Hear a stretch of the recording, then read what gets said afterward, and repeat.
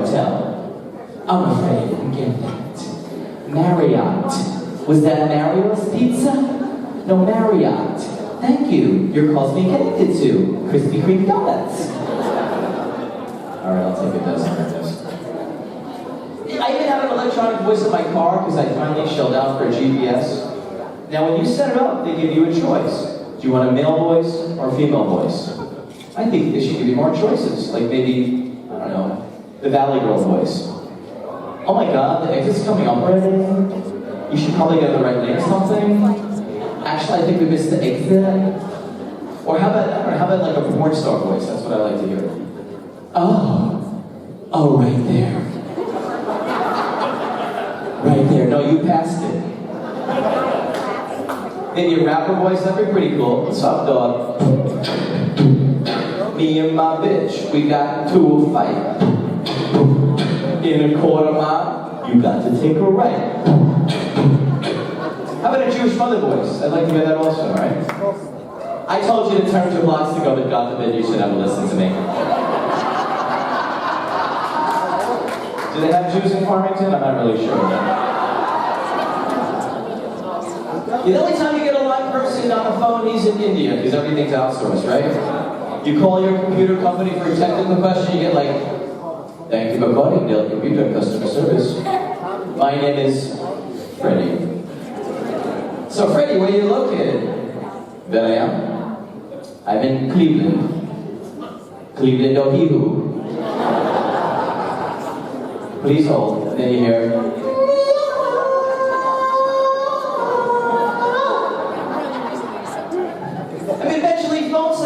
outsourced. You're gonna call some 900 number, you're gonna get like, oh yes, I'm liking it that you touch me down there. This naughty slut needs a good spanking. What's that? You're trying to reach the Dell Computer Customer Service Department? Yes, our numbers are very similar. No, you reach Bangladesh or Bangladesh. Please hold. Hey, you guys ready for your feature? Come on, you guys put your hands together. We got 2 more great comics coming up. This woman hails from New York City, performs all over the East Coast. She's going to be in an upcoming movie called Sisters with Tina Fey. And we know her as the goddess of Greek comedy. Give it up for my friend, Ellen Karas, everybody.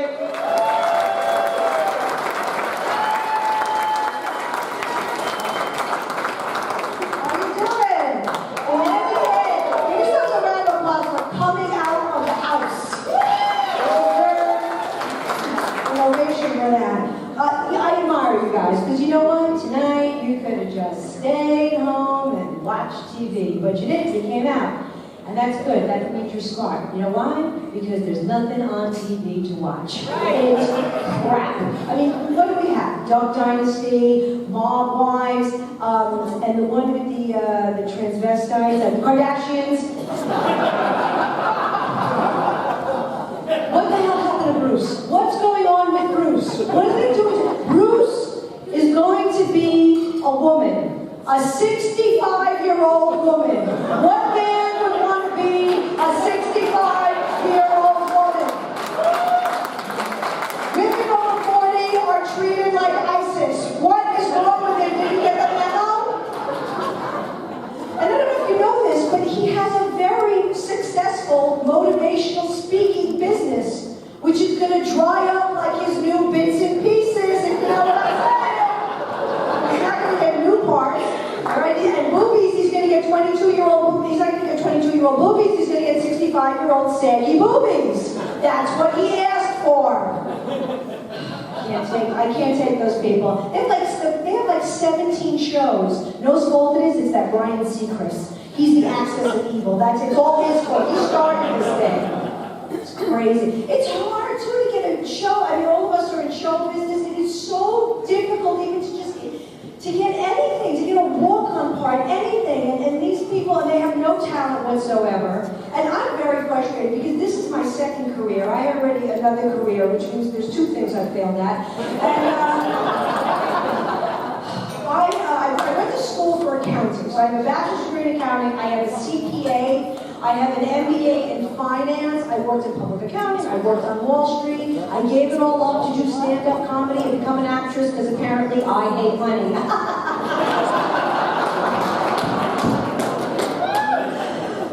Hashtag bad choices. And, oh gosh, do you guys watch any of the award shows, the Oscars and the Golden Globes? Okay, great. You know they have that accounting firm that always tallies the votes? Well, I worked for that accounting firm. And I had an epiphany when I watched the Oscars a few weeks ago. I realized that I had a better shot at going to the Oscars as an accountant than I did as an actress. So it's going well. I'm Greek. Are there any Greeks here by any chance? Oh, one person? All right, good. All right, good. The diners are still open. And want to make sure you can get that beef stroganoff at 4 in the morning with a milkshake when you're high. That's the only place you can get it. I'm very big in the diner circuit. I do a lot of diner shows, I know.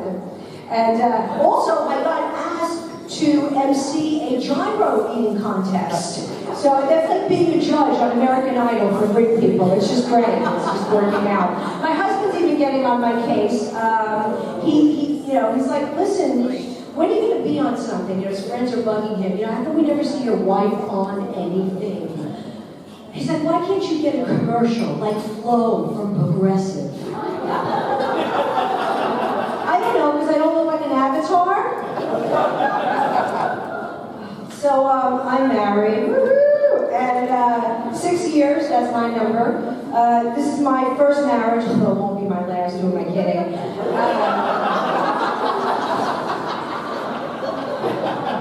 Being honest. You know what, my husband's a great guy. He's a very moral person. So that, sweetheart, this isn't question and answer, and I'll get to it, okay?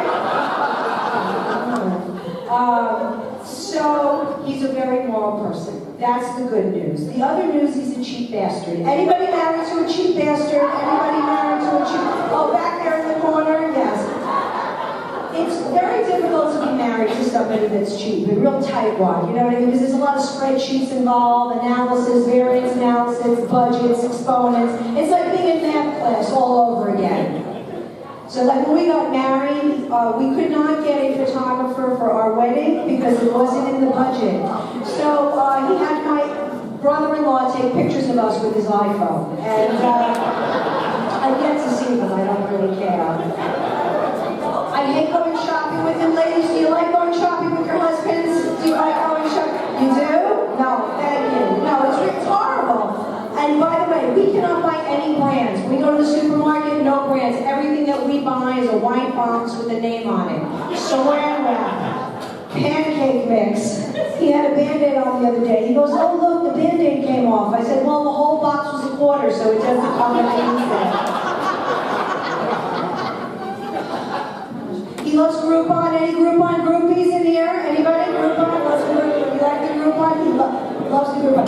We do not do anything entertainment-wise unless he gets it from Groupon. So for our anniversary last year, he surprised me, and we went ziplining over Bridgeport. This was 14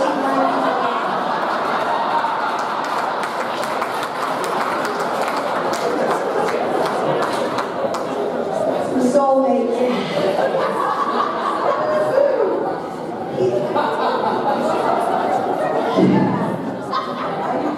I wish I was making it. He loves the refrigerator empty because that means we haven't bought too much food. I said, you are the only person I know that would have been happy living in the Great Depression. You would have been okay. So the other day, he says he had a pimple on his back, or he called it a tumor because he's such a drama queen.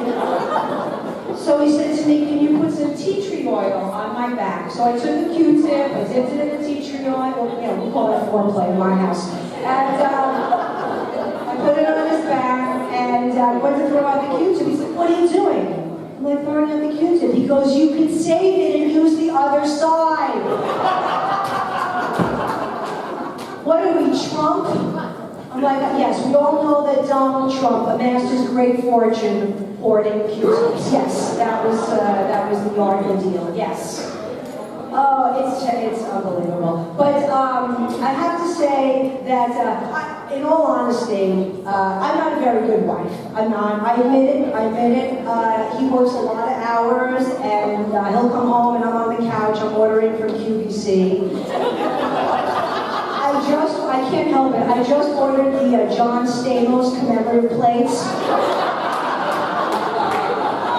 The Full House edition. Because I love a mullet. I'm not going to lie. I love a mullet. So I said to him, when he came home, I said, oh, why don't we get a dog? He goes, why don't you make the bed? And I'll tell you something. I knew my husband for a long time before we got married. I knew him for like 12 years before, and then we got married. And when we told our friends we were getting married, they were shocked. They're like, you're getting married? I thought you guys would never, ever get married. Why bother, you know? I'm going to tell you why. I'm going to tell you why two people get married after they've been together for so long. Because one day you look at that person and you realize you're not going to do any better than that. That and the health insurance, I got to be honest with you. Which, by the way, this is what I think they should do with these dating websites. They should hook up people that have health insurance with people that don't have health insurance. And if they happen to be attracted to each other, it's just a bonus, you know what I'm saying? And anyway, that whole thing with attracted, you know, listen, most of us in this room are married. Is anybody single? Is there anybody single? Clap if you're single. Anybody? 3 people, but they're much happier. And see, everyone's in a rush to get married, but you don't realize that, you know, potentially you're going to spend, for the rest of your life, a lot of hours with that person, a lot of meals, every vacation, everything. And, you know, things start to annoy you. Like when we go out to dinner, my husband loves salmon. And he orders the salmon the same way. The waiter will say, what would you have? And he'll say, I will have the salmon, and I would like it prepared as well as the chef will allow. Every friggin' time. So the last time I'm like, listen, we're at Applebee's. So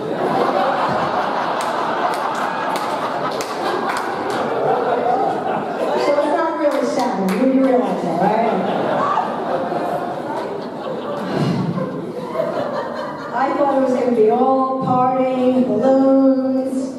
Yeah, great. Now, forget it. We make out, I don't even take my retainer out anymore.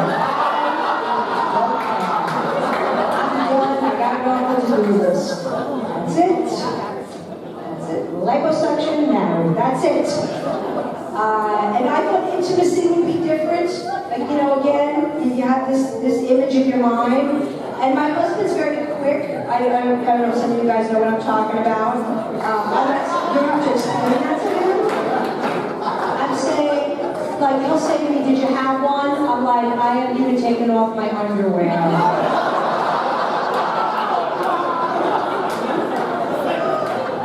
He hates that joke. I'm like, shut up, put your suit on and go to work so I can sit here and make fun of you. Oh, yes, it's all fun and games. Yes, you can't wait to be a bride. 5 years later, you're in Walgreens looking for toe fungus cream. Not ointment, but cream. And then you gotta look at the toe, and you gotta examine the toe, and then you gotta put the ointment on the toe, and you gotta do a post-op follow-up. You become a wife and a podiatrist. I had no idea. I wish somebody would give me a heads up on that one.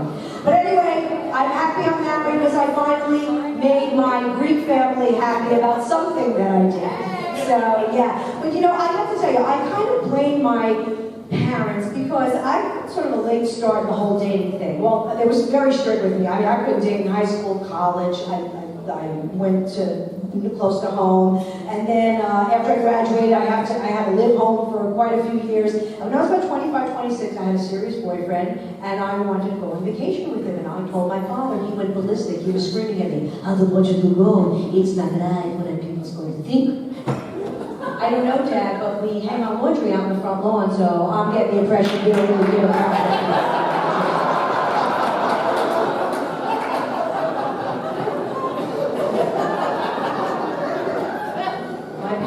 They're very weird. They have also a very strange eye, the way they decorated the house. Like the kitchen has a rotating cake display. I don't know, is that normal? It's very strange. And my father's getting older now. He used to look like a typical Greek man. He used to have the jet black hair, and the long black snipers, and the cheesy black mustache. And every shirt that he wore had chest hair sticking out of it with gold chains. I finally realized why when I was a kid, none of the other kids were allowed to come over. It's because my father looked like a 70s porn star. It's a little scary. But he's a bad dresser. He's always been a bad dresser. It had nothing to do with his age. So when I got married, he said, hey, for the wedding, I'm going to wear a white tuxedo jacket and a red shirt. I'm like, why? Because it's the summer. I said, yes, it was the summer of 1942, and we were Mexican! He's too much. He's too much. But I tell you who, I'm very happy that she got to see me get married. My grandmother, Yaya's grandma in Greek. My grandmother now is 98 years old. 98, I'm going to tell her later tomorrow.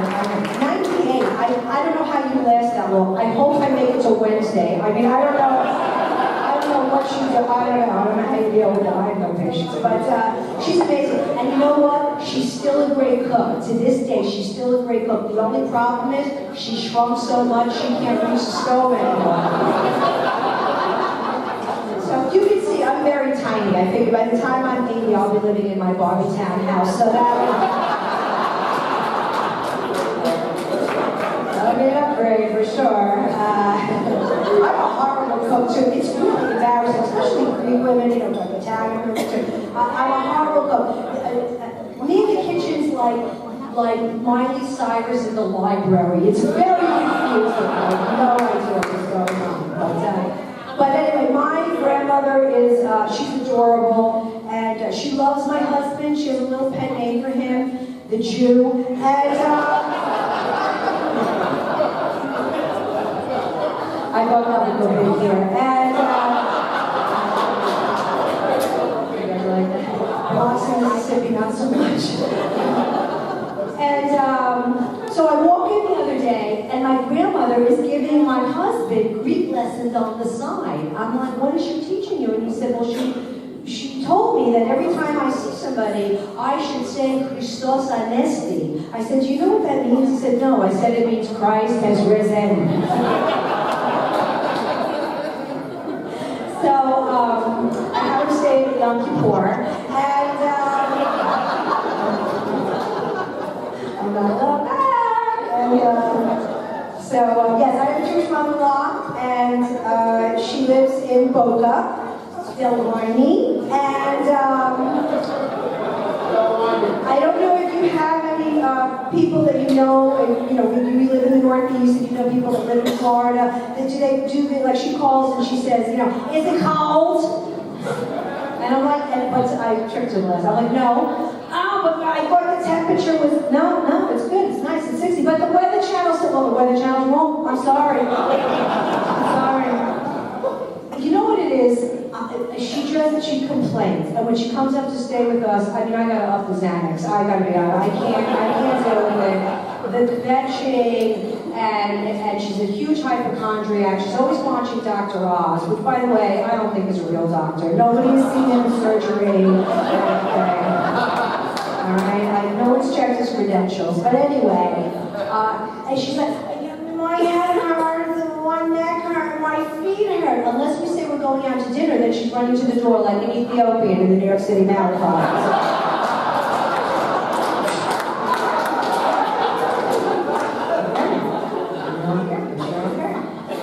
Oh, folks, I tell you, you guys are great. I just feel I can feel the energy in this room. You feel my pain. We've all had our experiences here. And I took a good look before the lights went down, and we can all attest to the fact that time goes by very quickly. All right, my life didn't turn out the way I planned it. I'm sure most of you know. It's just like this, right? I mean, unbelievable. And we all remember in this room there was a time when Michael Jackson was normal and Prince was weird. Do you remember that? Do you remember that? What happened? It's crazy. And everybody media, everything is about social media, and people are posting photos. You know, are you on Twitter? The whole thing with you on Twitter, and then, well, good for you. And most of us are, and you know, that Throwback Thursday thing, you know, people posting their baby pictures and naked and whatever. I haven't posted the Throwback Thursday photo yet because I'm still looking for a picture with hope in my eyes. So as soon as I get one, I'll put that, throw that baby up there. But it's just crazy, you know. And I live in New York City, and at Times Square, I don't know if you guys go down, it looks completely different. And people are walking around. I didn't know what this was with the long stick, you know. I thought people were looking for uranium. I didn't know what was. Are you looking for uranium or going to the Book of Mormon? What are you doing with that thing? The selfie stick. It's crazy, but I don't know. And you know, the phone. Meanwhile, today I had a problem with my phone. I'm freaking out. I called Verizon. Guess what? I had to press 4 for English. 4. Get this: Spanish, Farsi, Tagalog, which I thought was a Girl Scout cookie.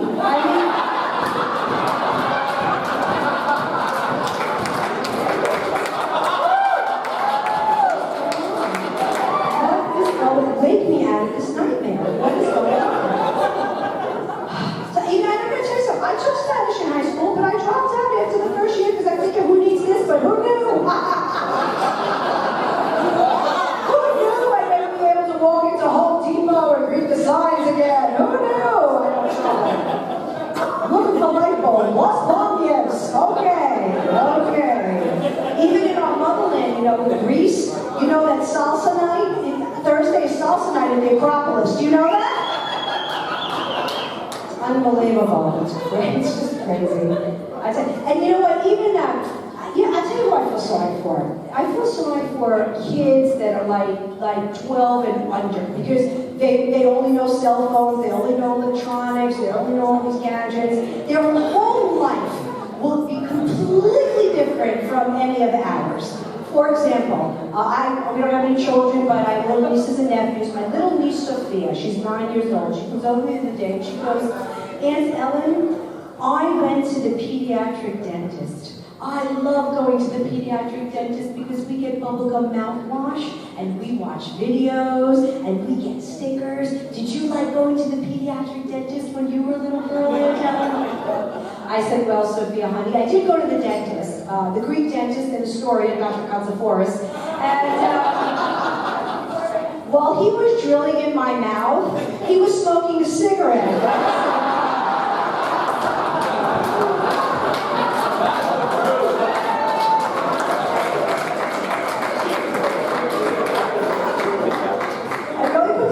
If his bookie cold. That was the only time. So, oh my gosh, it's just crazy. It's great. I live in, like I said, I live in Manhattan. I live on the Upper East Side. That is a whole different subculture. The women are Botox and the fillers and the whole bit. And a lot of them, they really are. They're very beautiful. They're tall and thin. I mean, this is my peak. This is it. This is all I got. Everybody works out. I do go to the gym. I hate it. I'd rather be eating red velvet cupcakes. I mean, I can't stand it. Well, I still can't get into my skinny jeans. The only problem is when I take them off, I get a cramp now. So I can't. It sort of defeats the purpose. But it's just crazy. And you know, what's very interesting. We have in New York. They've really gone very healthy. A lot of vegan and everything. And it was interesting because we had a mayor before Comrade de Blasio. We had this Comrade Bloomberg.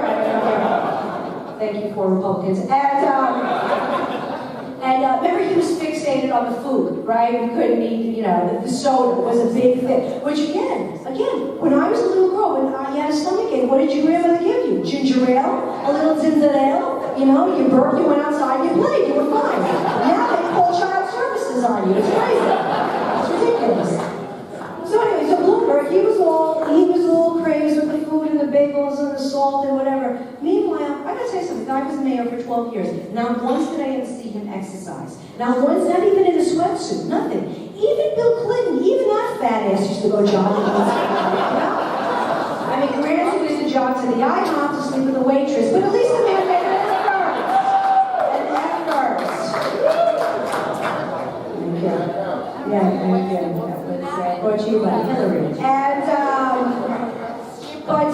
anyway, I just, and by the way, even the homeless, this is what I tell you, even the homeless are concerned about their diet. I was on the subway the other day, this homeless woman, gaunt, green, just, really just awful looking. She's walking by, she's like, I'm hungry, can somebody give me something to eat? So this other woman jumps up and she says, I have a cookie.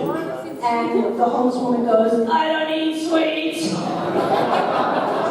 So I took it, because I love sweets. Anybody else with an obsessive compulsive sweet disorder? Anybody? OCSD, as I like to call it. So this is what I did. I gave up chocolate for Lent. And I eat chocolate every day, and I gave it up for Lent, and I'm hallucinating M&Ms when I go outside. I look up into the sky, and I think I see peanut M&Ms. I'm just like, and I'm having this recurring nightmare that I'm drowning in a Cadbury egg. And I have to eat my way out of the egg. It's like my own version of Shawshank Redemption. I'm out of my mind. I'm out of my mind. I can't wait till the resurrection. Anyhow, you guys are great. I gotta tell you, it's so nice coming up here. It really is. I drove, now I'm gonna get in my car, I'm gonna go back home. We as comedians, we fly a lot. And the whole flying thing, I didn't like to fly before it got chaotic, but now, forget it. Now they land planes for any reason. Like last week they landed a plane because some man was in the bathroom for an extraordinary amount of time. Guys, please, save the big poop for the airport, okay, really.